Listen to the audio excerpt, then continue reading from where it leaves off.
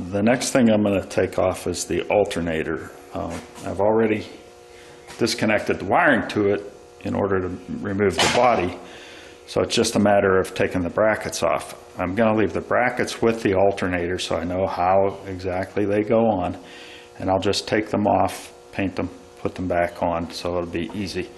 The one thing that you have to do here is this bracket needs to be removed and swung up out of the way. This bolt, remove this bolt, swing it up out of the way so that you can get to that one with a socket. They're 9/16 bolts. Those are the only three that are holding it on. When I go to paint them, I'll be removing this bolt to take it off, removing a bolt from the other side up there and take that off, and then reinstall them the same way. Okay, those three bolts are out, and they happen to be three different lengths, so it's important you get them back into the same holes.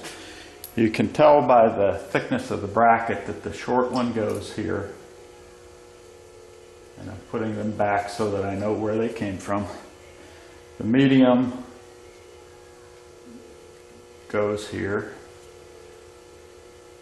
and the thickest of the bolts, or the longest of the bolts, went through the thickest flange, which was also part of the water pump mounting.